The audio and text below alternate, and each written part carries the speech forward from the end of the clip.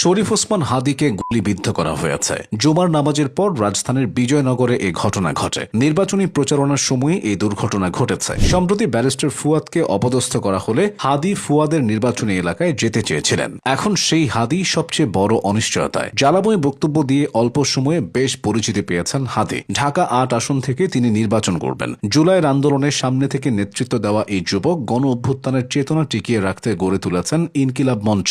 এই মঞ্চের মূল উদ্দেশ্য ছিল শোষণমুক্ত সমাজ ব্যবস্থা গড়ে তোলা এবং ফ্যাসিবাদ বিরোধী সংগ্রামকে তীব্রতর করা। শরীফ ওসমান হাদী একাধারে একজন সংগঠক, অ্যাক্টিভিস্ট, শিক্ষক ও লেখক।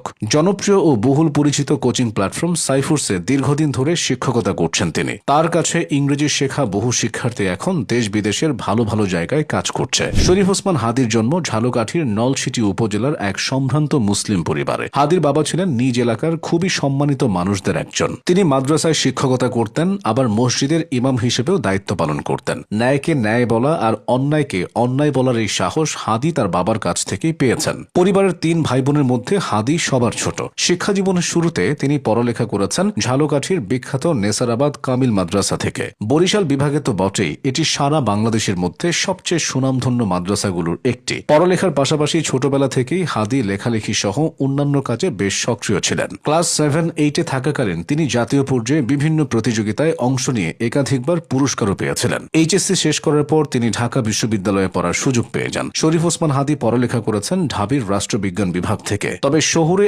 ৮-১০টা ছেলেমেয়ের মতো তার ভার্সিটি জীবন সহজ ছিল না। মাদ্রাসা ব্যাকগ্রাউন্ড থেকে উঠে আসায় বিশ্ববিদ্যালয়ের শুরু থেকেই তাকে নানা কটু কথা শুনতে হয়েছে। লম্বা লম্বা চুল ও মাথায় টুপি থাকার কারণে তার ডিপার্টমেন্টের শিক্ষকরাও তাকে শিবির ও হেফাজত বলে ডাকত।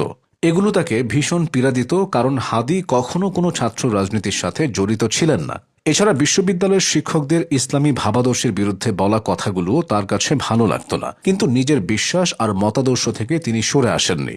বিশ্ববিদ্যালয়ে একাডেমিক পড়াশোনার পাশাপাশি অন্যান্য কাজেও নিজেকে যুক্ত করেছিলেন। শুরু করেছিলেন অ্যাক্টিভিজম। জোরে কথা বলতে পারা ও নেতৃত্ব দেওয়ার দক্ষতার কারণে বাম ডান সব ঘরানার সহপাঠীদের কাছে তার পরিচিতি তৈরি হয়েছিল।